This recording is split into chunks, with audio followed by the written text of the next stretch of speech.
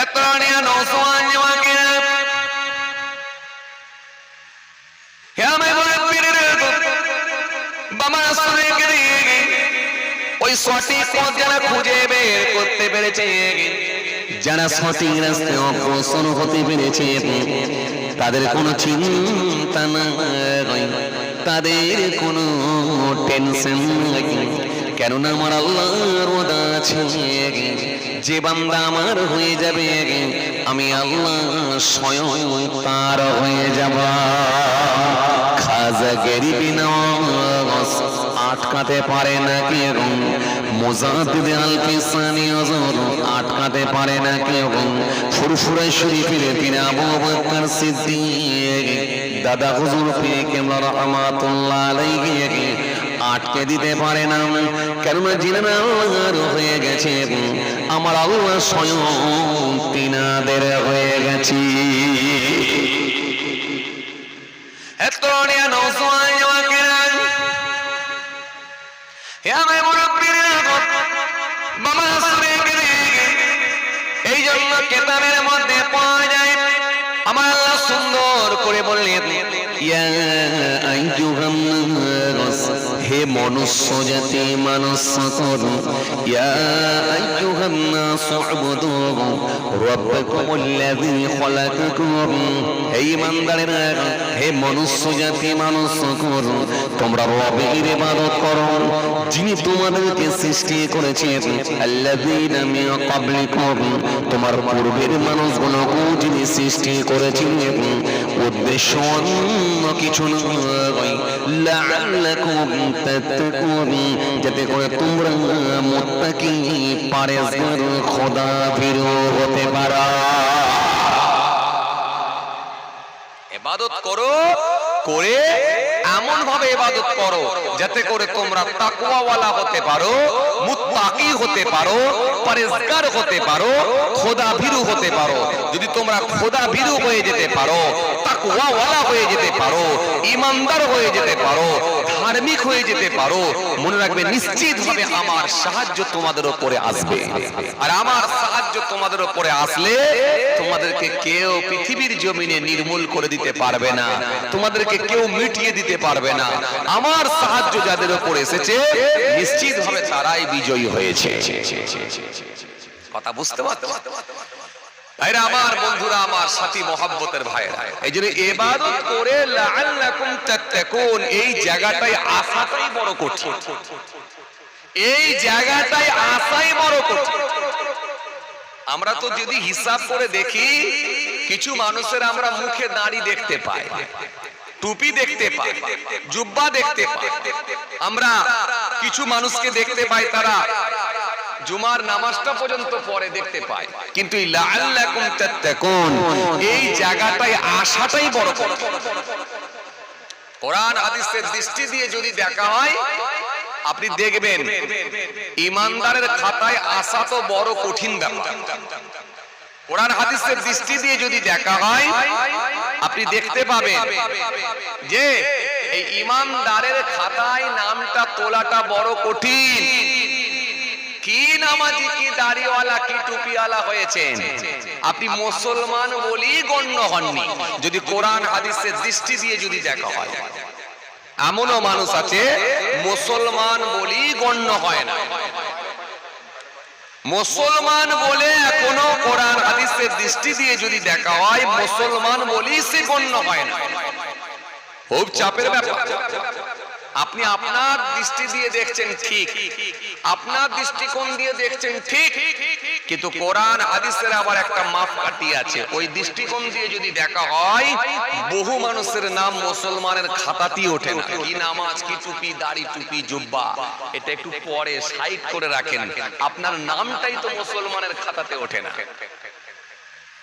মুসলমানের খাতাতে নামটাই ওঠে। আমাদের একটা ধারণা আছে কি জানেন, যা খুশি তাই করবো, 50 যেই পড়বে, বুড়ো বয়সে মুখে দাড়ি রাখবো, 5 ওয়াক্ত নামাজ পড়বো, সোজা জান্নাতে যাব। এরকম আমাদের মানুষের মধ্যে ধারণা, যা খুশি তাই করবো, 50 বছর যেই বয়স হবে বা 50-এর উপরে যে বয়স পৌঁছাবে, ওই বুড়ো বয়সে মুখে দাড়ি রাখবো, 5 ওয়াক্ত নামাজ পড়বো, সোজা জান্নাতে যাব। মানে যেন মনে হচ্ছে জান্নাতটা একটা পৈতৃক সম্পত্তি, মরে গেলেই জান্নাত পেয়ে যাবো, যা খুশি তাই খাই। গোলমালটা তো এখানে, গোলমালটা এখানে। এই জন্য কিছু লোক দেখবেন, আপনি অবাক হয়ে যাবেন, কিছু লোক দেখবেন তাস খেলা ছেড়েছে, কিন্তু তাসের আড্ডায় যেতে কিন্তু সে বন্ধ করেনি। রাস্তা দিয়ে যাচ্ছে, কেউ গোল করে তাস খেলছে, দাঁড়িয়ে দাঁড়িয়ে চালটা ঠিকঠাক দিচ্ছে নাকি দেখে নিচ্ছে। তার মানে ওই যে তার একটা অভ্যাস রয়ে গেছে, সেই পুরনো দিনের অভ্যাস, সেই যে আগে খেলেছিল। সে একজন বড় মাপের প্লেয়ার ছিল, আজও কিন্তু সে চাল ভুলে যায়নি। প্রয়োজনে চাল শিখিয়ে দিচ্ছে, কিন্তু দাঁড়িয়ে রয়ে যাচ্ছে। খেলা ছেড়েছে কিন্তু চাল ভুলে যায়নি। তার মানে আপনাকে বুঝে নিতে হবে, এই বুড়ো বয়সে প্র্যাকটিস করা তার অবস্থা এইরকম। কথা বুঝছেন? একটা 7 বছরের বাচ্চা মাদ্রাসায় পড়ে, খারেজি মাদ্রাসায় পড়ে, হাফেজি মাদ্রাসায় পড়ে। এই 7 বছরের বাচ্চা, 9 বছরের বাচ্চা, একে ভোর 4:20 হাফেজ সাহেব কঞ্চির বাড়ি মারতে মারতে তুলছে। ওঠ ওঠ ওঠ, ফজরের নামাজ পড়বি চ, 4:30 জামাত পড়বি চ, ফজরের নামাজ পড়বি চ, ওঠ ওঠ ওঠ ওঠ ওঠ। 4:20 হাফেজ সাহেব মারছে। মাঘ মাসের ঠান্ডা, ছেলেটা জোরো সরো হয়ে গিয়ে ওই ঠান্ডায়, কনকনে ঠান্ডায় অজু করে কাঁপতে কাঁপতে মসজিদে যাচ্ছে। 7 বছর বয়সে প্র্যাকটিস। এই 7 বছর বয়সের প্র্যাকটিস আর আপনার 63 বছরের প্র্যাকটিস, দুটো প্র্যাকটিস এক হতে পারে না। এই প্র্যাকটিসের গোলমাল হওয়ার জন্য, এই জন্য বয়স হলে দাড়ি টুপি রাখলেও কিন্তু মনে রাখবেন, ওই গোলমাল থেকে কিন্তু এখন আমরা বেরোতে পারি না। কথা কিছু বুঝতে পারছেন? এই 7 বছর বয়সের প্র্যাকটিস আর 63 প্র্যাকটিস দুটো এক হয় না, দুটো এক হয় না। এই জন্য নবী বললেন 7 থেকে প্র্যাকটিস করো। নামাজ পড়বে 7 বছর বয়স থেকে প্র্যাকটিস করো। নামাজ পড়বে 7 বছর বয়স থেকে প্র্যাকটিস করো। 7 বছর বয়স থেকে প্র্যাকটিস করো। নামাজ পড়বে 7 থেকে প্র্যাকটিস করো। যখন 10 হয়ে যাবে, যদি না যায় একটু চটচাপট দাও, মাত দাও। আর আমরা প্র্যাকটিস করছি কবে থেকে? বুড়ো বয়স থেকে। যে 50 পার হয়েছে, শরীরে কম্পন শুরু হয়ে গেছে, বাত, সুগার, আপনার কি বলে, আপনার কি বলে, হাই প্রেসার, নানা রকম যখন ঢুকে গেছে, অবস্থা ভালো নাই, তখন এবারে মসজিদে যাচ্ছি, যা হয় হবে, অন্তত নামাজটা পড়ি ঢুকি। তো এর নামাজ আর ওর নামাজ, দুটো নামাজ কি এক হয়?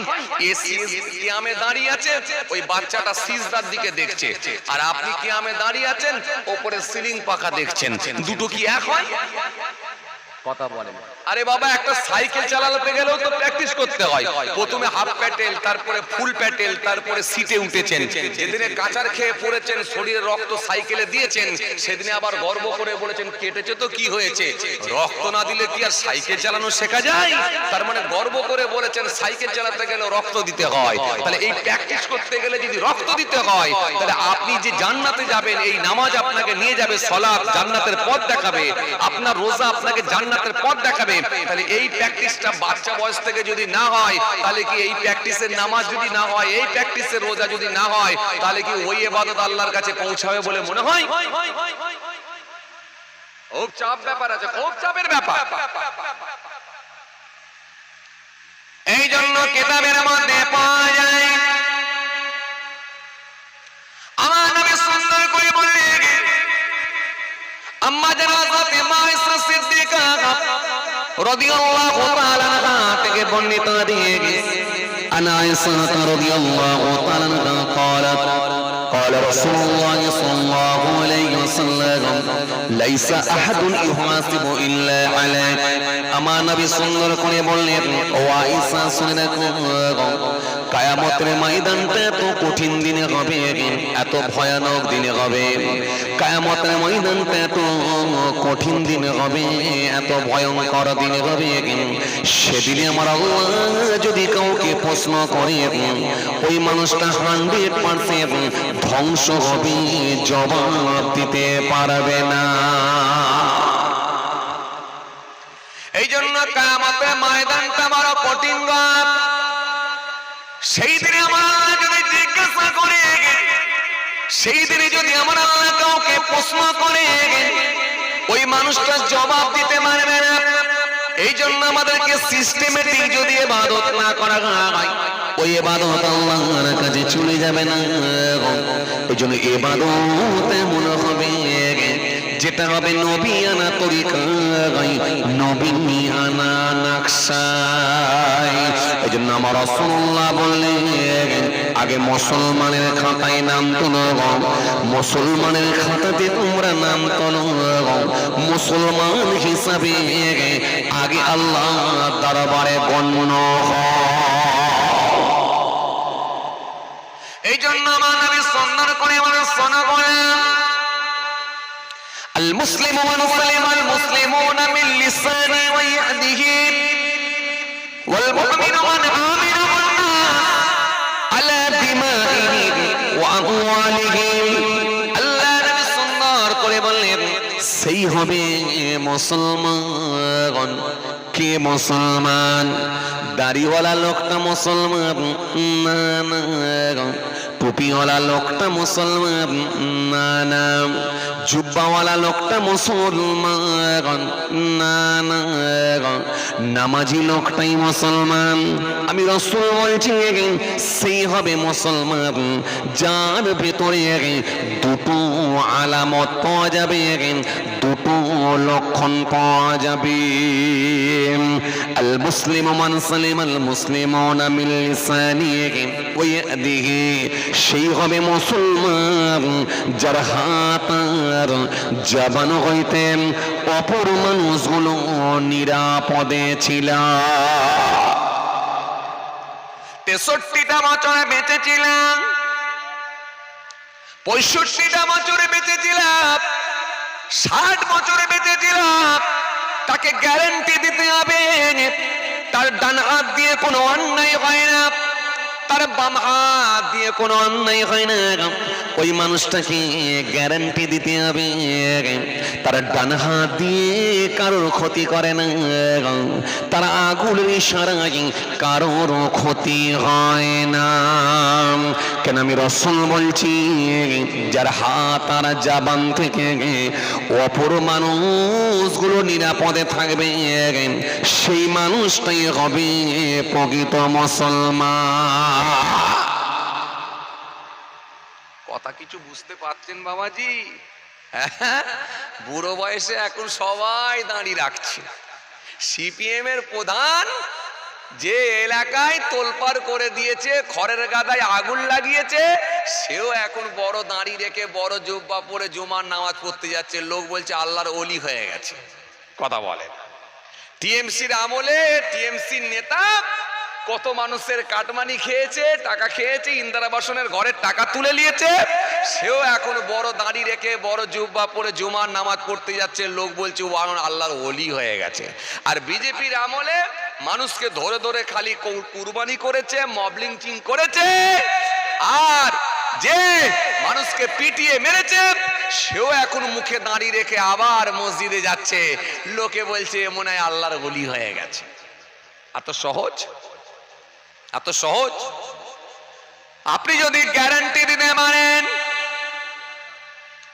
আপনি যদি গ্যারান্টি দিতে পারেন আমি 60 বছরে বেঁচেছিলাম, আমার এই ডান হাত দিয়ে কারোর ক্ষতি হয় না, এই ডান হাত দিয়ে আমি কারোর ক্ষতি করি না, এই ডান হাত দিয়ে কলম চালিয়ে এমন কিছু ক্ষতি করে দিই না, এই ডান হাত দিয়ে অস্ত্র ধরে এমন কিছু ক্ষতি করে দিই না, আমার বাম হাত দিয়ে কারোর ক্ষতি হয় না। এটা যদি আপনি গ্যারান্টি দিতে পারেন, 60 বছর বেঁচেছিলাম, আমার ডান হাত আমার বাম হাত এটা দিয়ে আমি কারোর ক্ষতি করে দিই না, নবী বলছে তাহলে তুমি একজন মুসলমান বলে গণ্য হয়ে যাবে। এর ভেতরে তোমাকে আরেকটা গুণ দেখাতে হবে, 60 বছর তুমি বেঁচেছিলে, জবান দিয়ে এমন কড়া কথা বলো না, গরিব মানুষের চোখ দিয়ে পানি ঝরিয়ে দিও না, তোমার জবানের মানুষের হৃদয়ে আঘাত করো না, মানুষের অন্তরে তুমি দুঃখ দিও না, মানুষের অন্তরে তুমি কষ্ট দিও না, তোমার জবান দিয়ে এমন করা কথা বলো না, গরিব মানুষের চোখ দিয়ে পানি ঝরিয়ে দিও না। তুমি জনপ্রতিনিধি ছিলে, গরিব মানুষের সামনে গিয়ে এমন করে মুখ দিয়ে কথা বলেছ, লোকটারা চোখ দিয়ে পানি ঝরিয়ে দিয়েছ। মনে রাখো, মুসলমান বলে গণ্য হবে না। তুমি একজন নিজেকে নেতা বলে দাবি করেছ, তুমি একজন নেতাকে নিজেকে জনপ্রতিনিধি বলে দাবি করেছ। তুমি এলাকায় যখন গেছ, তোমার আগুনের ইশারায় কত মানুষের ঘর ভাঙা হয়ে গিয়েছিল, তোমার আগুনের ইশারায় কত মানুষের রান্নাঘর ভাঙা হয়েছে। তোমার আগুনের ইশারায় ঢালাই রাস্তার ওপরে পিলার লাগানো হয়েছে। গ্রামের প্রথম বাড়িটা তোমার ছিল, তুমি একজন হাজি সাহেব ছিলে, তোমার পাওয়ার ছিল লোকবল, জনবল, অর্থবল, সব বলে বলিয়ান হয়ে গিয়ে তুমি ওই আগুনের ইশারা দিয়ে ঢালাই রাস্তার ওপরে পিলার মেরে দিয়েছিলে, খুঁটো মেরে দিয়েছিলেন। এলাকায় ওই পাড়ার ভেতরে একটা 4 চাকা গাড়ি ঢুকতে দিও না। তুমি সেদিনে মনে করেছিলে সবাইকে আমি জব্দ করে দিয়েছি। এটাও কিন্তু তোমার আগুনের ইশারায় হয়েছে। তোমার আগুনের ইশারায় যদি মানুষের ক্ষতি হয়ে থাকে, তোমার জবানের কথায় যদি মানুষের ক্ষতি হয়ে থাকে, আমি রাসূলুল্লাহ বলছি, তুমি মুসলমান বলি গণ্য হবে না।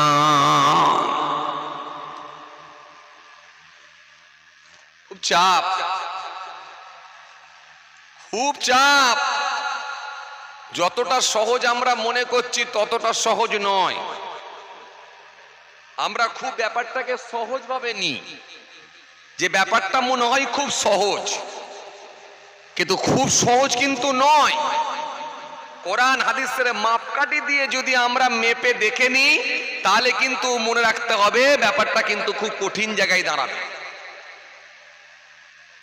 আপনি একজন এলাকার প্রভাবশালী ব্যক্তি, আপনি একজন এলাকার ধনী ব্যক্তি, আপনি এলাকার একজন নামকরা ব্যক্তি, আপনি এলাকার একজন হাজী সাহেব। 4 বার আপনি হজ করেছেন, 4 বার আপনি হজ করে এসেছেন। এই হাজী সাহেবটা জুমার দিনে 1:20 মিনিটে জুমার নামাজ পড়ে নিয়ে ঢালাই রাস্তা দিয়ে হেঁটে যাচ্ছে। হঠাৎ করে দেখা যায় মাঠের দিক থেকে একটা ছেলে হাতে কোদাল নিয়ে উঠে আসছে। ওই হাতে কোদাল নিয়ে যখন ওই যুবকটা উঠে আসছে, হঠাৎ করে হাজী সাহেব দেখতে পায় হাতেতে তার কোদাল আছে। লঙ্গিটা তার কাদা হয়ে গেছে, এক্সাইজ গেঞ্জিটা তার কাদা লেগেছে, এক্সাইজ গেঞ্জিতে তার পানির ছিটা লেগেছে, গোটা শরীরে কিছুটা কিছুটা করে কাদা লেগে আছে, ছিটকে মুখেতেও কাদা লেগেছে। ওই কাদা মাখা শরীর নিয়ে যখন ওই যুবক ছেলেটা হাতেতে যখন কোদাল নিয়ে যখন ঢালাই রাস্তা দিয়ে হেঁটে হেঁটে আসছে, আপনি একজন বিরাট প্রভাবশালী ব্যক্তি, নাম করা ব্যক্তি, ধনী ব্যক্তি, আপনার ছেলে আবার রাজনীতির সঙ্গে যুক্ত, তার মানে এখানেও আপনার একটা বড় পাওয়ার আছে। এই জন্য পাওয়ার নিয়ে হাজী সাহেব ব্যক্তিটা যখন ওই যুবকটার দিকে তাকিয়ে বলতে লেগেছে, এই যুবক, এই যুবক, এই যুবক, তুমি জুমার নামাজটাও পড়লে না, জুম্মার নামাজটাও পড়লে না। আজ মরে গেলে কাল 2 দিনে হবে, পরশু দিনে 3 দিনে হয়ে যাবে, জুমার নামাজটাও পড়লি না। আল্লাহ দরবারে কি মুখ দেখাবি? তুই মরে গেলে তোর ঠিকানা জাহান্নাম হয়ে যাবে। যখন এই বেফাঁস কথা আপনি মুখ দিয়ে বলতে শুরু করে দিলেন, সঙ্গে সঙ্গে আমার আল্লাহ আরশটা কেঁপে উঠল, সাবধান হয়ে যাও, তোমাকে এত কথা বড় কথা বলার অধিকারটা কে দিল? ওর আখিরাত বরবাদ, ও মরে গেলে নাকি জাহান্নামে চলে যাবে, ও নাকি আর জান্নাত পাবে না। এত বড় কথা বলার অধিকারটা তোমাকে কে দিল? সঙ্গে সঙ্গে আল্লাহর আরশটা কেঁপে ওঠেন। আমার আল্লাহ সঙ্গে সঙ্গে বলে, শোনো গোলাম, এই কথা বলার অধিকারটা তোমাকে কে দিয়েছে? এত কথা বলা তো বড় কথা বলার সাহসটা তোমাকে কে দিলাম? ও মরে গেলে নাকি জাহান্নামে চলে যাবে, ওর আখিরাতটা বরবাদ। তুমি তোমার জবানটাকে নিয়ন্ত্রণে রাখতে পারলে না, জবানকে তুমি কন্ট্রোল করতে পারলে না, আমি আল্লাহ তোমাকে ছাড়ব না। মানজাল্লাযী ইয়াতাআল্লা আলাইয়া, কি আছে আমার উপরে অর্ডার জারি করেন, আল্লাহ গফিরুল ফালানিন, আমি নাকি তাকে মাফ করব না, ওই যুবকটাকে নাকি আমি মাফ করব না। কদ গফারতু লাহু, আমি তাকে মাফ করে দিলাম। ওয়াহাবাবতু আমালিকা, ওয়াহাবাবতু আমালিকা, তোমার আমলকে আমি আল্লাহ বরবাদ করে দিলাম। যতই আমল করো না কেন, আমি আল্লাহ সব আমলকে ডিলিট মেরে দিলাম, বরবাদ করে দিলাম। তাহলে এই যুবক, শুধু এই যুবককে যদি আপনি একটু বেফাঁস কথা বলেন, কর্কশ ভাষায় কথা বলেন, আপনি যদি একটু নেগেটিভ কমেন্ট করে দেন, বাজে কমেন্ট করে দেন, আল্লাহ ইচ্ছা করলে আপনার সমস্ত আমলগুলো বরবাদ করে দিতে পারে, শুধু একটা কথা বলার বিনিময়েতে।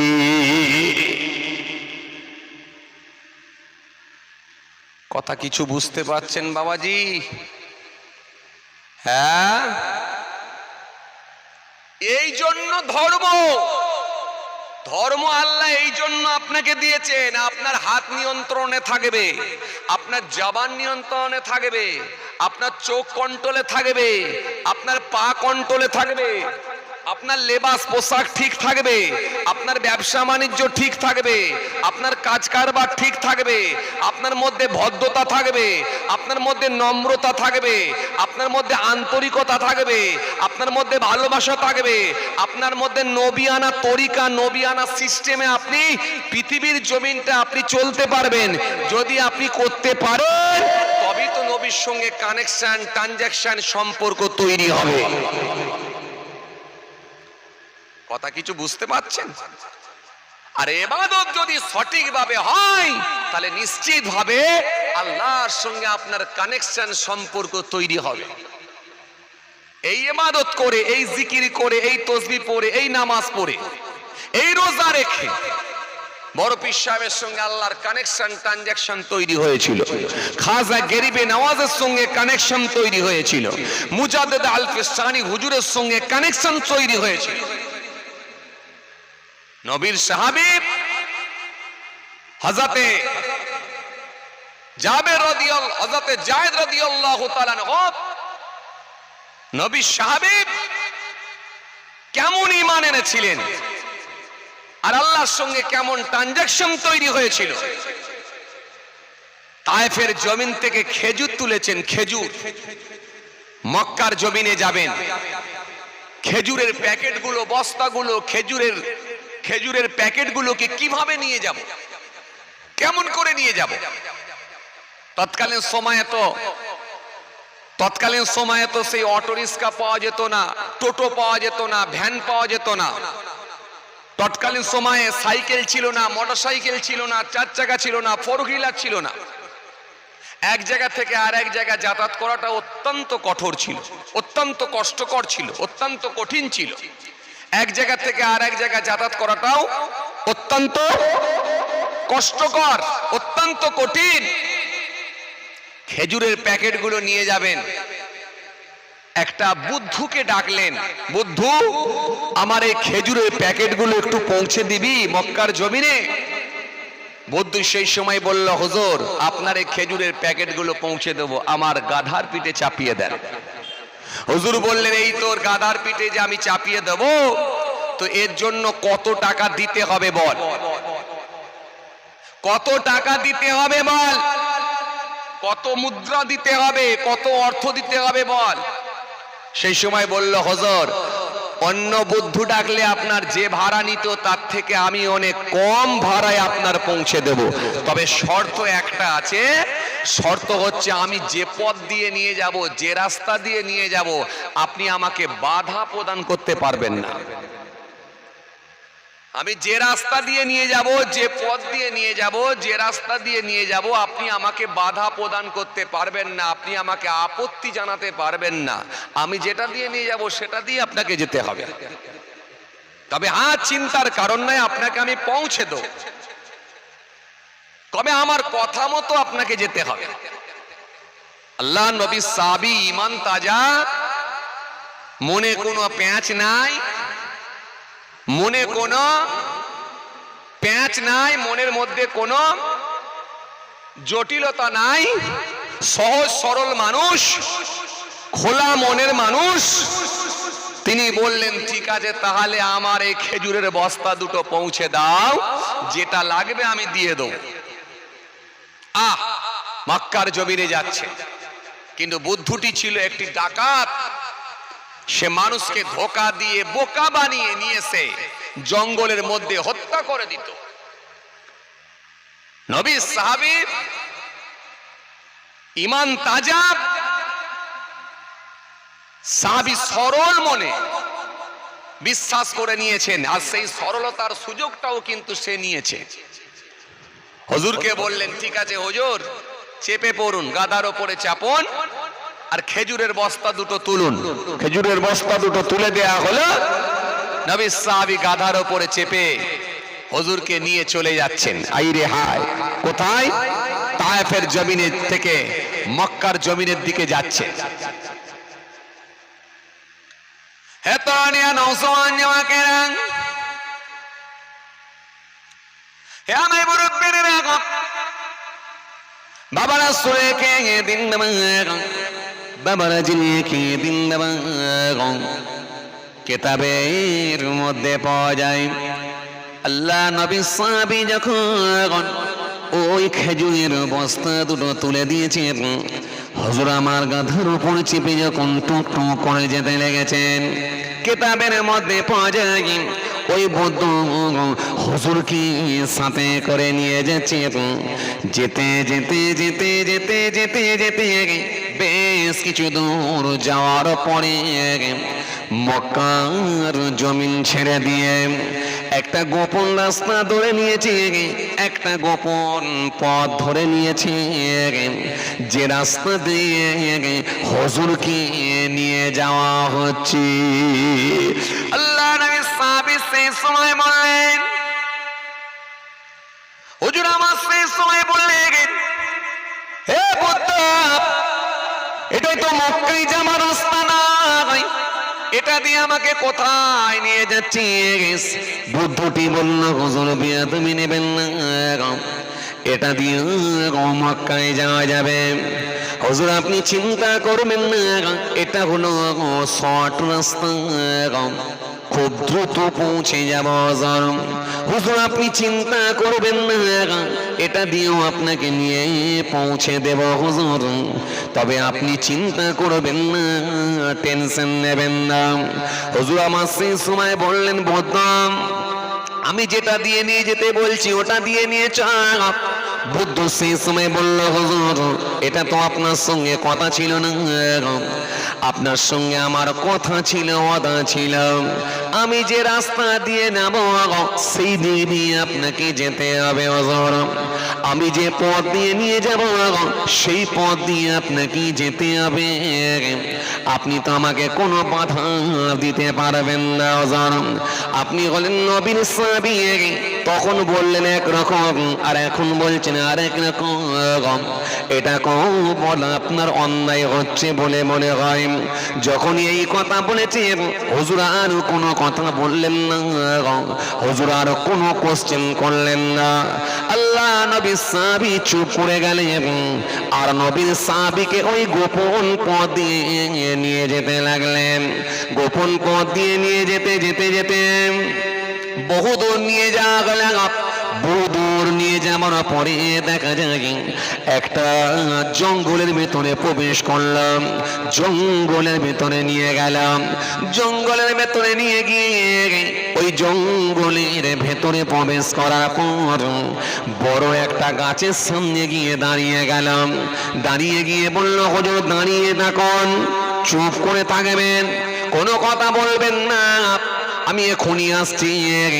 বুদ্ধ দেরি না করে ওই গাছের সামনে থেকে একটা বড় তরোয়াল নিয়ে এলাম, নিয়ে এসে বলল, ও নবী সাহাবী তৈরি হয়ে যান, এখনই আপনাকে আমি হত্যা করে দেব, এখনই আপনাকে আমি কতল করে দেব, দুনিয়া থেকে আপনার নাম নিশানা মিটিয়ে দেব।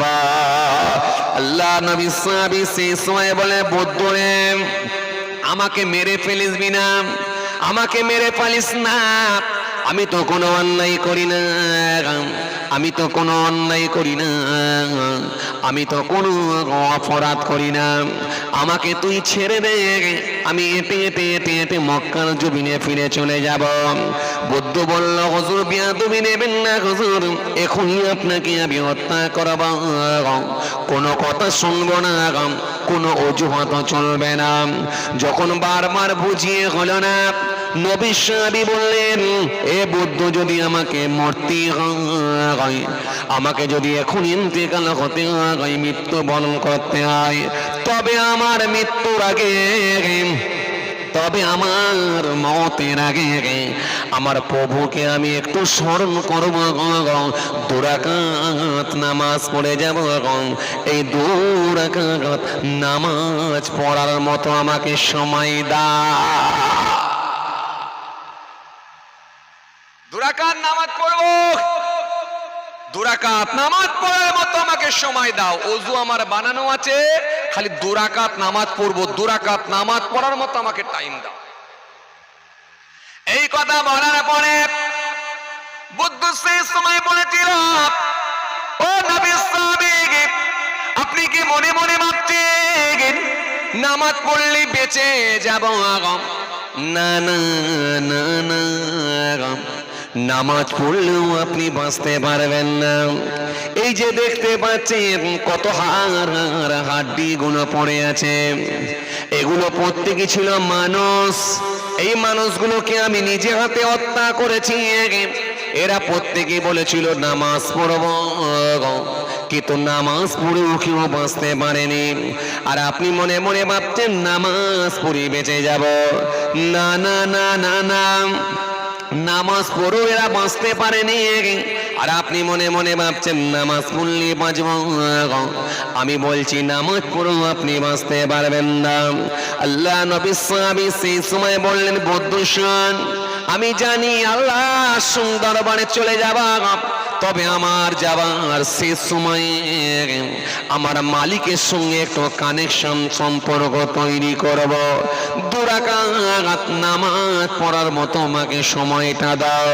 হুজুর যখন বারবার বলেন, বুদ্ধ বলল, হুজুর 2 রাকাত নামাজ পড়লেন। আল্লাহ নবী সাহাবী 2 রাকাত নামাজ পড়বেন, ধোয়া কাপড়খানা মেলে দিয়ে পশ্চিম দিকে মুখ করে হুজুর আমার যখন দাঁড়িয়ে নামাজ পড়ছেন, হুজুর আমার দাঁড়িয়ে দাঁড়িয়ে যখন নামাজ পড়তে লেগেছেন, হুজুরের চোখ ভরা পানি, বুক ভরা বেদনা নিয়ে যখন নামাজ পড়তে লেগেছেন, আল্লাহু আকবার বলে কিয়ামে দাঁড়ালেন।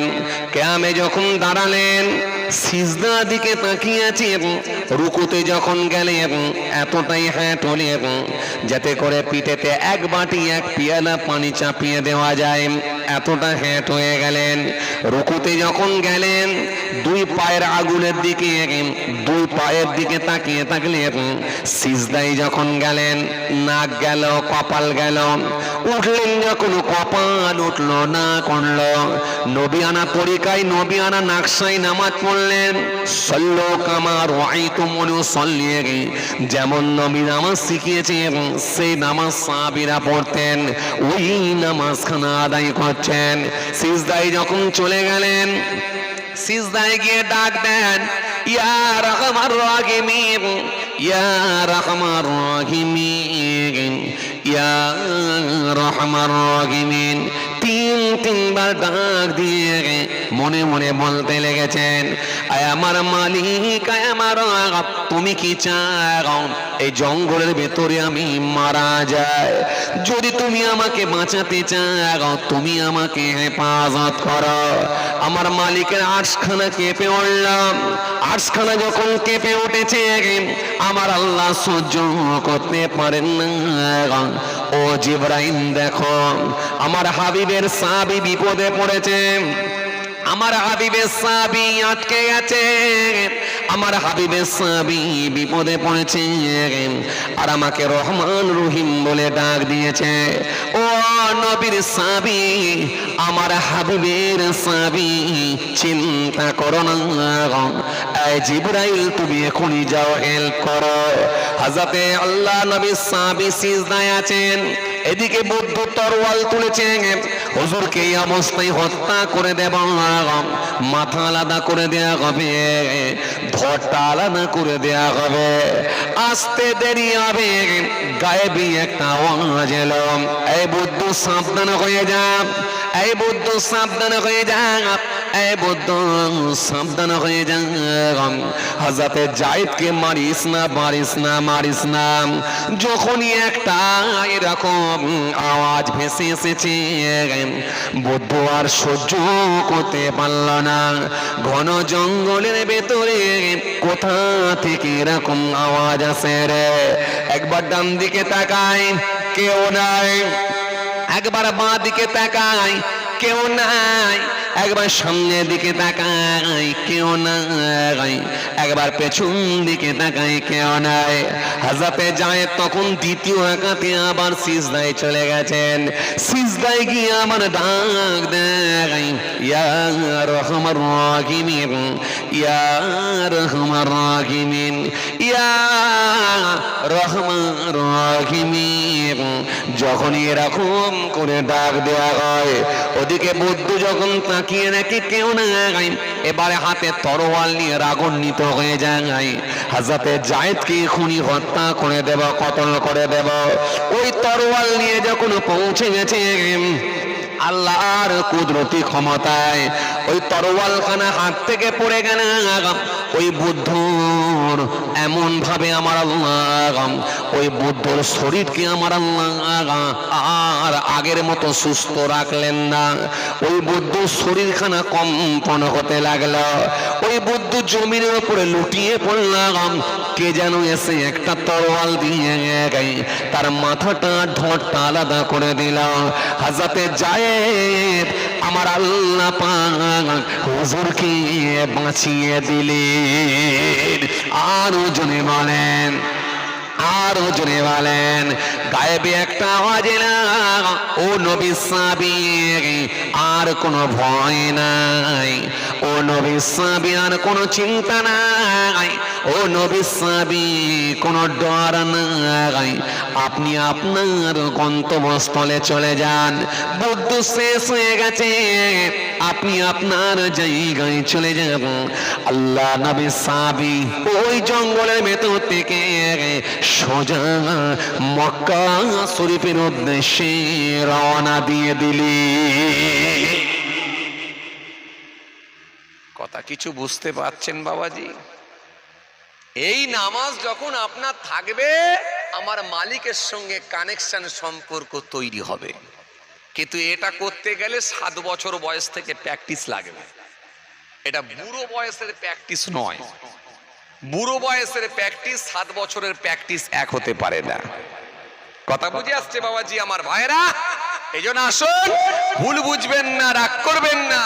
সিস্টেমেটিক যদি না চলা হয়, আমার আল্লাহর সঙ্গে কানেকশন থাকতে পারে না। এই জন্য আপনাদের সামনে আমি যে হাদিসটা বলতে চলে এসেছিলাম, মনে আছে আপনাদের? যে আপনার হাত আর জবানের গ্যারান্টি দিতে হবে। এই দুটোর যদি গ্যারান্টি দিতে পারেন, তাহলে মুসলমান বলে আপনি গণ্য হবে। এরপরে আমার নবী বলেছেন, ওয়াল মুমিনু মান আমিনাহুন নাস আলা দিমাইহিম ওয়া আমওয়ালিহিম। এরপরে আমার আল্লাহ সুন্দর করে বললেন, শোনো, ইন্নামাল মুমিনুনা ইখওয়াতুন ফাসলিহু বাইনা আখাওয়াইকুম ওয়াত্তাকুল্লাহ লাআল্লাকুম তুরহামুন। কোরআন শরীফের মধ্যে আল্লাহ রাব্বুল আলামিন একাধিক আয়াত দিয়েছে। আল্লাহু ওয়ালিউল্লাযীনা আমানু ইখরিজুহুম মিনাজ যুলুমাতি ইলান নূর ওয়াল্লাযীনা কাফারু আউলিয়াহুমুত তাগুত ইখরিজুনাহুম মিনান নূর ইলাজ যুলুমাত উলাইকা আসহাবুন নার হুম ফিহা খালিদুন। কথা বুঝে আসছে? কোরআন শরীফের ভেতরে আরো কিছু আয়াত আর হাদিস যদি তুলে ধরা হতো তাহলে আমরা বুঝতে পারতাম আমরা কোন জায়গায় আছি। যদি আমরা সিস্টেমেটিক না চলি কানেকশন থাকতে পারে না, আর যদি আমরা সিস্টেমেটিক চলি তাহলে আল্লাহর সাহায্য আমাদের উপরে আসবে ইনশাআল্লাহ। আর আল্লাহর সাহায্য যদি এসে যায় পৃথিবীর কোনো ক্ষমতা নাই তাকে মারতে পারে, পৃথিবীর কোনো ক্ষমতা নাই তাকে আটকে দিতে পারে। যাই হোক ভাইরা আমার, বন্ধুরা আমার, সাথী মহব্বতের ভাইরা, আর সময় নিচ্ছি না। খাতা নিয়ে এসছেন মানে কালেকশন নাকি?